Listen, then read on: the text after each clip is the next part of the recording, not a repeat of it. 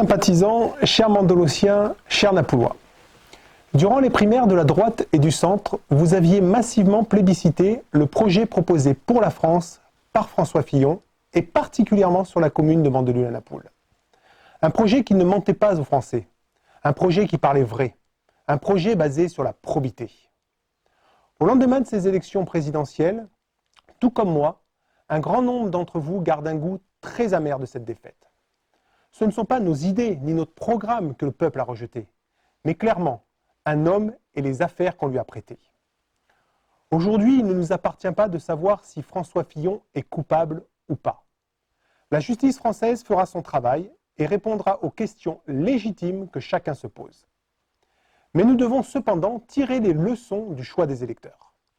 Plus que jamais, les citoyens aspirent à un président qui porte l'image de la nation, à un président irréprochable. Ce qui est valable pour le chef de l'État l'est tout autant pour n'importe quel autre élu.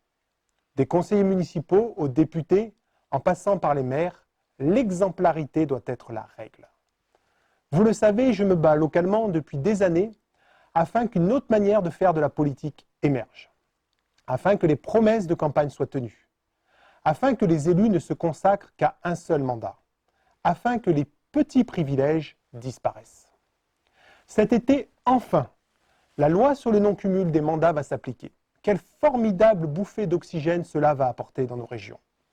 De nombreux élus qui jusqu'à aujourd'hui cumulaient 2, voire 3 mandats, vont devoir laisser leur place à de nouveaux visages, à des femmes, à des hommes pétris de talent, souvent issus de la société civile, mais à qui l'on fermé toutes les portes. Il faudra aller encore plus loin dans l'avenir, en réduisant le nombre d'élus, en limitant le nombre de mandats consécutifs, bref, en revitalisant un milieu sclérosé que les Français rejettent en n'allant plus voter. Vous pouvez compter sur moi afin qu'ici, à Mandelieu-la-Napoule, je porte ce combat sans relâche dans ma famille politique à laquelle je suis très attaché. Comme vous, je suis persuadé que la droite républicaine n'est pas morte.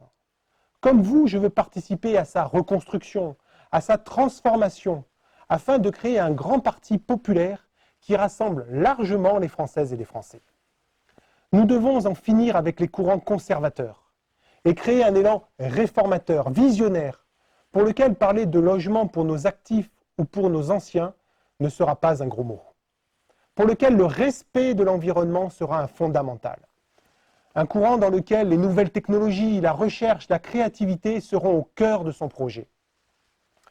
Ce travail indispensable, nous devons le mener dans nos villes, dans nos départements, dans nos régions, chacun à notre niveau, mais sans délai. Dans 5 semaines se dérouleront les élections législatives. Il s'agit, comme vous le savez, du 3e et du 4e tour des élections présidentielles. Car de ce scrutin émergera un gouvernement qui gérera la France pendant ces 5 prochaines années. Nous devons tous être unis, solidaires, afin que notre famille politique gagne cette élection. Alors mobilisons-nous pour notre pays, mobilisons-nous pour son avenir. Je crois au sursaut de la droite et du centre. Je crois en l'alternance. Je crois aux valeurs républicaines, populaires et réformatrices de notre famille politique. Ici, à Mandelieu-la-Napoule, comme dans nos proches circonscriptions, vous pouvez compter sur moi et sur toute ma détermination.